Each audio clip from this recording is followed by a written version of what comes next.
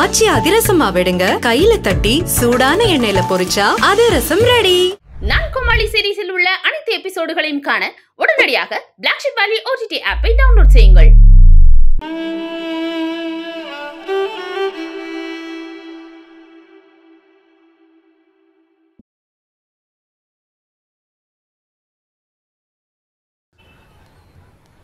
அண்ணா சாரை பார்க்கணும். அப்பாயின்மெண்ட் இருக்கா? இல்லைண்ணா, நான் ஏற்கனவே அவர்கிட்ட ஒரு கதை சொல்லியிருக்கேன். அப்பாயின்மெண்ட் இல்லாமல் பார்க்க முடியாது சார். இல்லைண்ணா, அவருக்கு என்னை பார்த்தா தெரியும்ண்ணா. அதெல்லாம் பார்க்க முடியாது.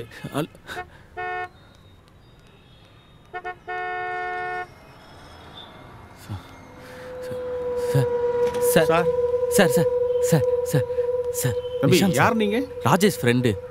உங்கள் ஆஃபீஸில் கூட கதை சொல்லியிருக்கேனே சார். தம்பி, நீங்கள் என்ன சொல்கிறீங்கன்னு புரியல. சார் கிரெடிட்ஸ் தரேன்னு சொன்னீங்க சார். உங்கள் அடுத்த படம் ருத்ரன். நீங்கள் வேற யாரும் நினச்சி பேசிட்டு இருக்கீங்க. செக்யூரிட்டி, இது என்னன்னு பார்த்து அனுப்புங்க. தம்பி சார் உங்களோட சார் அது ஏன் கதை சார். சார் சார் என்னோட கதை சார். சார் சார் சார் அது சார்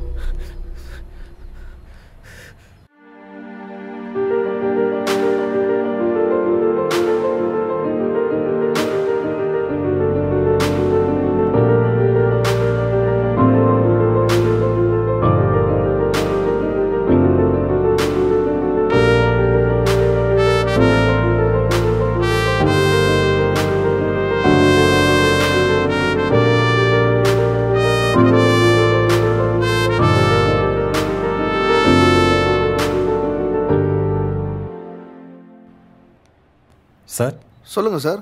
புக் ஃபேரில் நம்ம ஸ்டாலில் ஒரு புக் வைக்க கேட்டிருந்தேன். ஆமாம், ரைட்டர் யார்? நிஷாந்த்னு ஒரு யங் ரைட்டர் சார். நல்லா எழுதுவார்.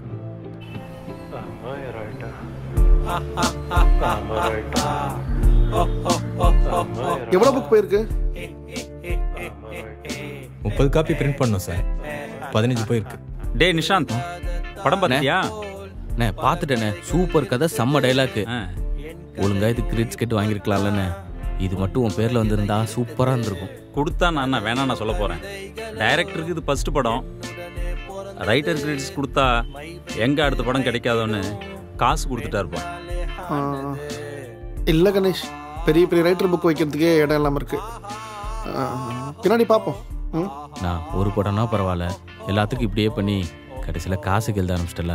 அவங்க கிரெடிட்ஸ் கொடுக்க ரெடியா இல்லடா. ரிட்டர்ன் அண்ட் டைரக்டர் பையன் போட ஆசைப்படுறாங்க. ரெண்டுமே வேற வேற வேலை.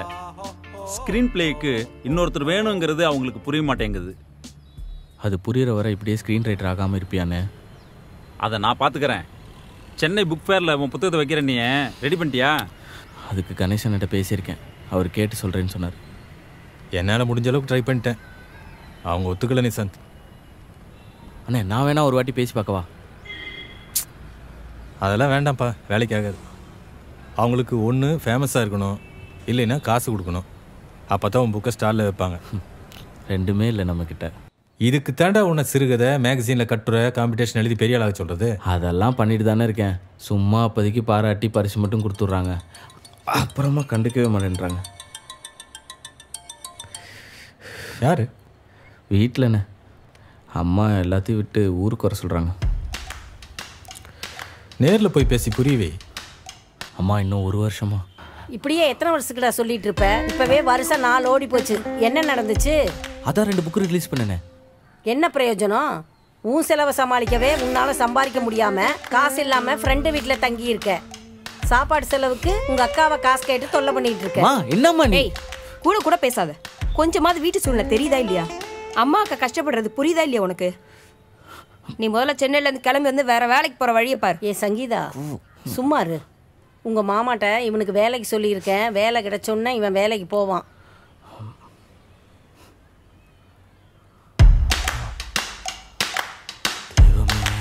டேய், இன்னும் வேலை கிடைக்க 7-8 மாதம் ஆகும்.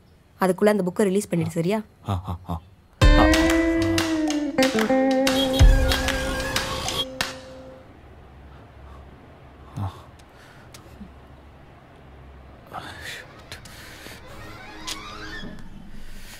வரலையா?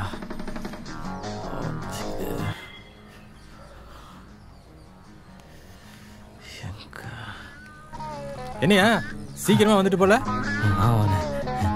உங்கள்கிட்ட ஒரு முக்கியமான விஷயம் சொல்லணுயா. 2 டீ. பிரிண்டிங்காரனு கொடுக்க வேண்டிய கடன் வேற அதிகமாயிருச்சு. பேங்க்கார வேற லோனை கட்ட சொல்லி ஃபோன் பண்ணுறான்.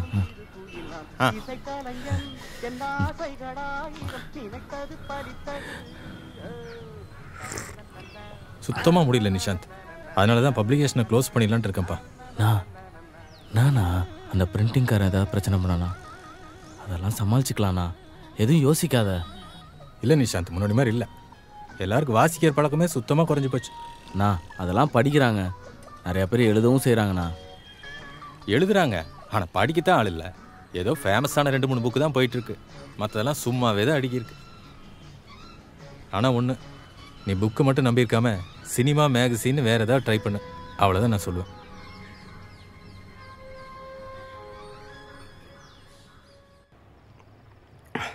இதுதான் 4 வருஷமாக சொல்லிட்டு இருக்கேன். சினிமா கதை எழுது, சினிமா கதை எழுதுன்னு சொன்னால் கேட்குறியா?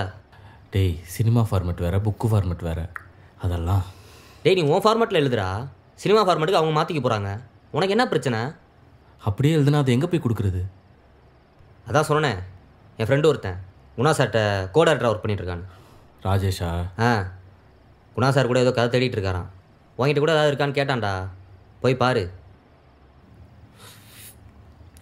குணா சார் படத்தில் மட்டும் கிரெடிட்ஸில் ரைட்டர்னு உன் பேர் வச்சுன்னு வச்சுக்கேன், அவ்வளோதான், லைஃப் செட்டில்ட்.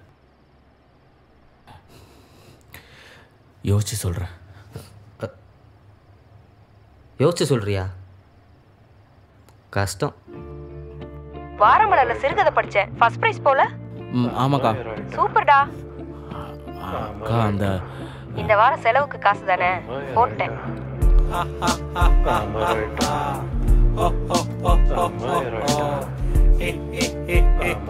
வீட்டுக்கு அம்மா அப்பா வந்துருக்காங்கடா.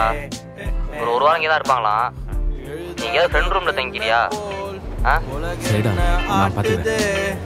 மையுள்ள இருந்துமே வெளிவரவே. டேய் நிசாந்த், உங்க மாமா வேலை ரெடி பண்ணிட்டாராம். அப்புறம் இந்த விசா எடுக்கிறத பத்தி கூட பேசணும்னு சொன்னாரு. அவர்கிட்ட பேசிடு, சரியா? சரிம்மா, நான் பேசுறேன்.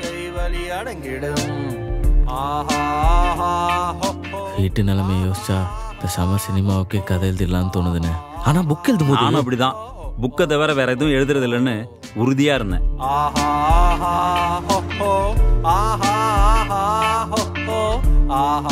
ஆனா ஒரு தடவை வீட்டுல சமைக்க கூட காசு இல்லை. அப்ப யோசிச்சேன், நம்ம சுயநலத்துக்காக மற்றவங்களை கஷ்டப்படுத்துறோமோன்னு. உங்ககிட்ட இருக்குல்ல கீழே வளவு கதை, அதை மட்டும் பெரிய ஹீரோ வச்சு பண்ணா சூப்பரா இருக்கும். அதை அப்படியே டைப் பண்ணி கொடு, போதும்.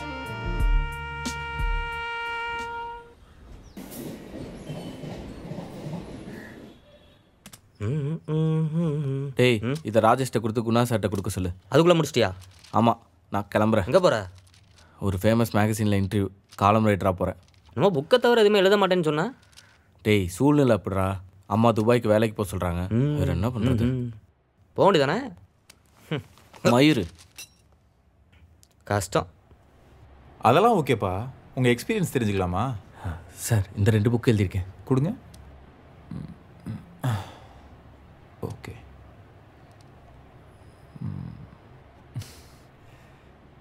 யார்ட்டையாவது ரைட்டர்கிட்ட அசிஸ்டண்ட்டாக ஒர்க் பண்ணியிருக்கீங்களா?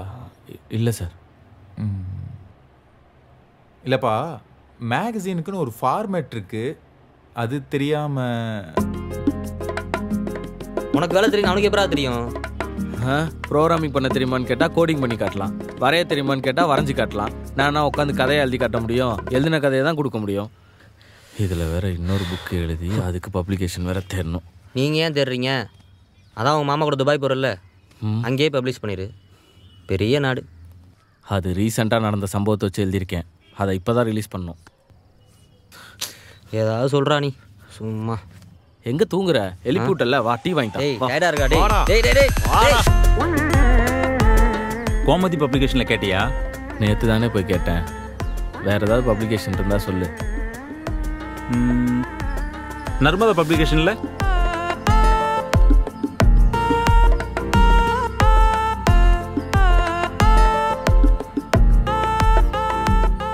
வேற ஏதாவது இருந்துச்சுன்னா சொல்லுங்க.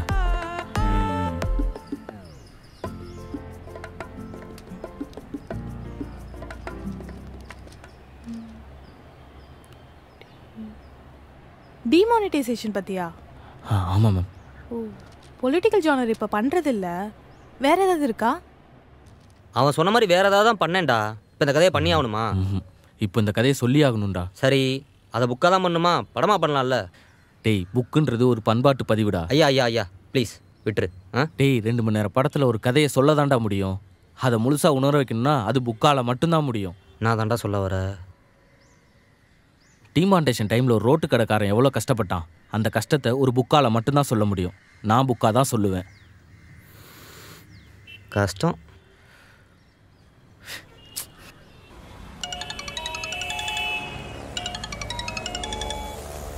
ஹலோ டேய், எங்கடா போன? ஆளே காணோம். குணா சாருக்கு உன் கதை ரொம்ப பிடிச்சிச்சாண்டா, உன்னை நேரில் மீட் பண்ணுன்னு சொல்லியிருக்காரு. சரிடா, எப்போ சொன்னார்? இப்போ தான்டா ராஜேஷ் கால் பண்ணா. காலைல 10 மணிக்கு கரெக்டாக வர சொல்லியிருக்காரு. போயிட்டு பார்த்துட்டு வந்துடுறேண்ணா. ஓகே. ஏய், பார்த்துட்டு கால் பண்ணுறா. சரி, ஓகேடா. செம கதைப்பா. இதை படிக்கும்போதே முடிவு பண்ணிட்டேன், இதை படமாக பண்ணணுன்னு. இப்படி ஒரு யங் டேலண்டாக தான் நான் தேடிட்டு இருந்தேன். என்ன சொல்கிறேன்னு தெரியல சார்.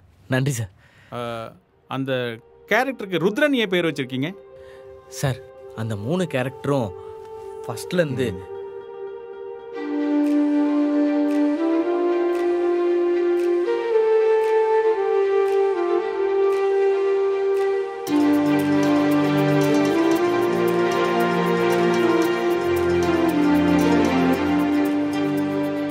சூப்பர்ப்பா.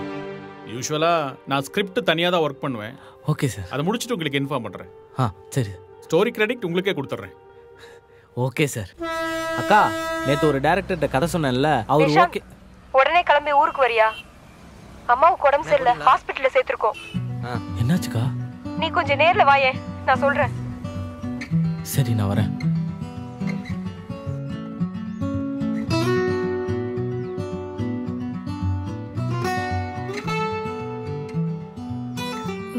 அம்மா தூங்கிட்டாங்களா? தூங்கிட்டாங்க.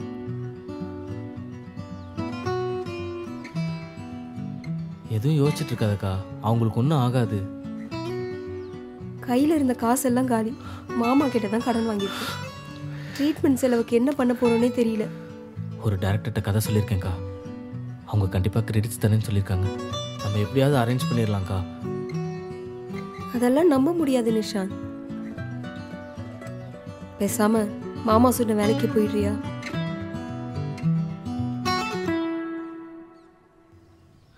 என் அக்கா மட்டும்தான் சப்போர்ட் பண்ணிட்டு இருந்துச்சு, இப்போ அதுவும் வேலைக்கு போக சொல்லிடுச்சு. வர்றா, அதான் உங்கள் மாமா வந்து என்னை கூட்டு போகிறதுக்கு இன்னும் 4 மாதம் இருக்குல்ல, அதுக்குள்ளே எப்படி புக்கை பப்ளிஷ் பண்ணுறதுன்னு பாடுறா.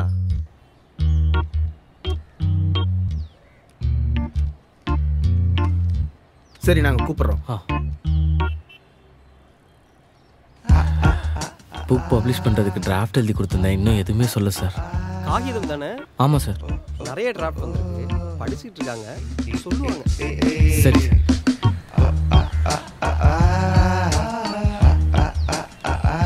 நடந்தே வாடா போ எல்லாத்துக்கும்.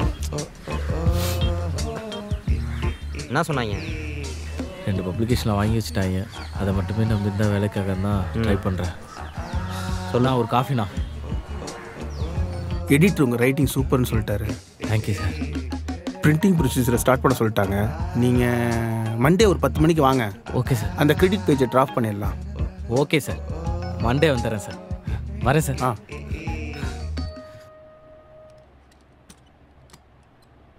சொல்றா. டேய், ஓகே சொல்லிட்டாங்கடா ஒரு பப்ளிகேஷன்ல. ஆமா, சூப்பர்ரா. அப்போ துபாய் போறதுக்குள்ள புக்கை பப்ளிஷ் பண்ணிடுவேன். செம செம மச்சான். நைட்டு சீக்கிரமா வந்துடுறேன், ட்ரீட் வச்சிரு.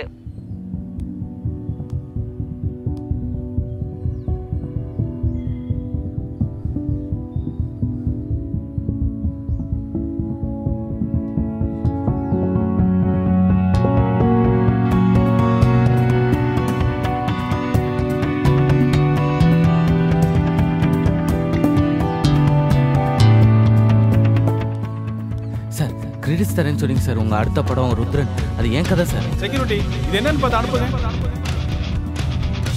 தம்பி, ரைட்டர்ஸ் அசோசியேஷன் வேறு, ஃபிலிம் ரைட்டர்ஸ் அசோசியேஷன் வேறப்பா. இல்லை சார், அது சரி. இந்த ஸ்கிரிப்ட் ஒன்றுதான்றதுக்கு ஏதாவது ப்ரூஃபாவது வச்சுருக்கியா? அட்லீஸ்ட் உன் பேரில் அந்த ஸ்கிரிப்டை ரெஜிஸ்டர்ட் போஸ்டாவது பண்ணியிருக்கியா? இல்லை சார். நீயே சொல்லு, இது உன் ஸ்கிரிப்ட் தான் நான் எப்படி நம்புறது? சார், நான் தான் சார் எழுதினேன். போப்பா, கிளம்பு. சார் உண்மையிலுமே அது ஏன் ஸ்கிரிப்ட் தான் சார். ப்ரூஃப் இல்லாமல் எதுவும் பேச முடியாதுப்பா. போப்பா. சார்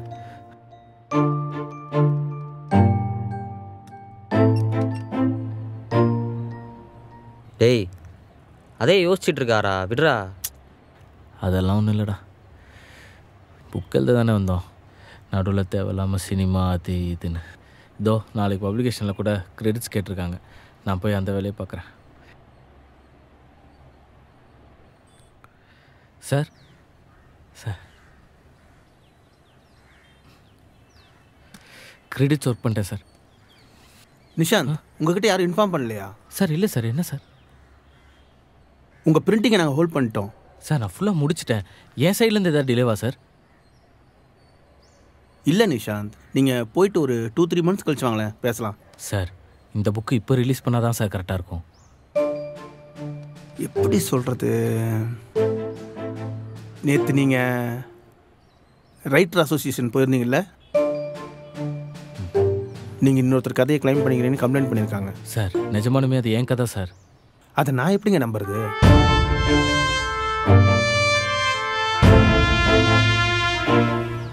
நடக்கிறதெல்லாம் பார்த்தா ஆல்ரெடி நீங்கள் எழுதின 2 கதையும் உங்களுக்கு தானான்னு சந்தேகமாக இருக்கு. உண்மையை சொல்லுங்கள், அதுக்காவது நீங்கள் தான் ரைட்டரா?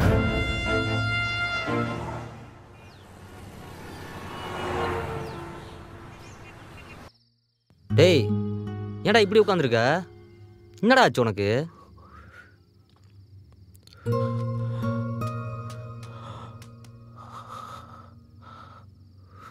சாரி மச்சான், சத்தியமாக அப்படி ஆகும்னு எனக்கு தெரியாதுடா. கோச்சுக்காரா? ஒரு சொன்னதும் கரெக்டு தானே மச்சான்.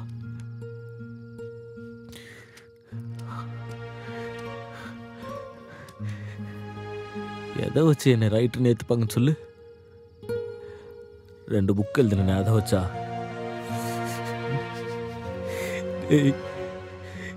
என்ன பண்ணாதான்டா என்னை ரைட்டர்னு ஏற்றுப்பாங்க?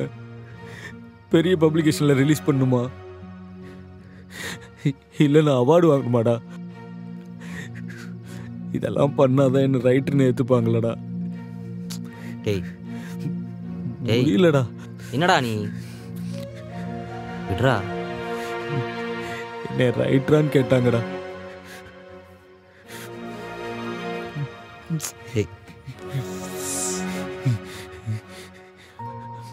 முடியலடா, என்னால முடியல மச்சான். நான் வேற ஏதாவது வேலை பார்த்துக்கிறேன்டா. விடு. ஓரே மச்சான், விடு விடு. என்னால முடியல மச்சான், நான் போறேன்.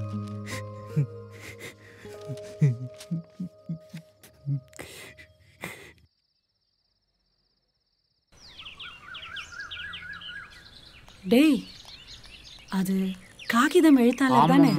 டேய் பேசலாம்டா. வேணாம்மா, சும்மா இருமா. அவர் வேலையா இருக்க போறாரு. தம்பி ஒரு டீ. நீங்க காகித எழுத்தாளரா?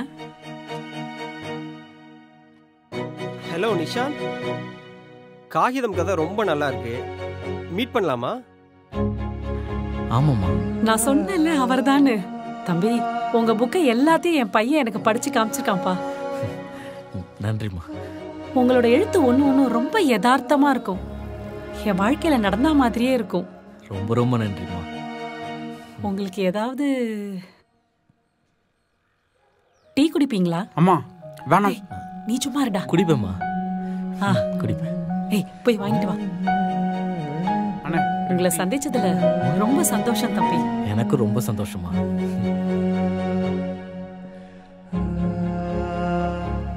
குடிங்க தம்பி.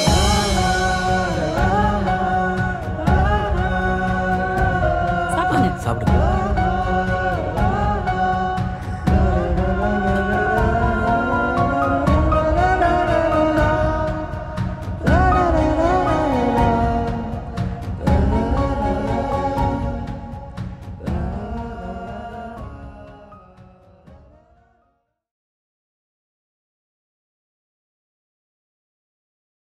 என்னை போல கனவு காணக்கூடியவர்கள், என்னை போல வழி உணரக்கூடிய மனிதர்கள், என்னை போல தோல்வி அடையக்கூடியவர்கள், இவர்கள் எல்லாருடைய உலகத்திலேயே என்னுடைய சொற்கள் நிலையான கனெக்டாக ஆரம்பிச்சு. சுற்றி நடக்கிற விஷயங்கள்ல இருந்து ஏதோ சில விஷயங்களை பற்றி எனக்கு சொல்லணும்னு தோணுது, நான் யோசிக்கிற சில விஷயங்களை சொல்லணும்னு தோணுது. இப்போ அந்த மாதிரி நேரங்களில் உங்களுடைய அரசியல் நிலைப்பாடு அப்படிங்கிறது ரொம்ப ரொம்ப முக்கியம். எழுத்து அரசியல் மயமானது. நான் பிறந்திருக்கின்ற சமூகம் இந்த நிலையில இருக்கு, இன்னும் ஓரடியாத மேலே ஏறணுமே. எனக்கு இருக்கிற அந்த மொழி வழியாக அதை ஏதாவது ஒன்று நகர்த்தி பார்ப்போமா, மாற்றி பார்ப்போம். இந்த வாசிப்பு ஒருவரை மனமாற்றும், மடைமாற்றும், சமூகத்தில் சில மாற்றங்களை கொண்டு வரும் என்பதால் ஒருவர் எழுதி கொண்டே என்ன 90% ரைட்டர்ஸ் வந்து அவரோட ஃபர்ஸ்ட் புக்கு அவங்களுடைய சொந்த காசில் தான் போட்டிருப்பாங்க. பணவசதி இல்லாமல் இருக்கும், ஆனாலும் அச்சனை போடணும்னு நினைப்பான். ஒரு முதல் புத்தகத்தை ஒரு பெண்மணி எழுதுறது, அதை வெளியே கொண்டு வர்றது அப்படிங்கிறது பாலியல் துன்புறுத்தல் உள்ளிட்ட சிக்கல்களுக்கு உரியதான ஒரு பிரச்சனையா தான் இன்னைக்கும் அது இருக்கு. இப்போ முதல் புத்தகம் போகல, இப்போ வீட்டிலையும் நமக்கு பெரிய அளவுக்கு வரவேற்பில்லை, வெளிய சமூகத்தில் வரவேற்பில்லை. அப்போ நம்ம என்ன பண்ணியிருக்கோம், எழுதாமல் கம்முன்னு இருந்தோம்னா நல்லா இருந்திருக்கும். ஆனாலும் நம்மளால முடியல.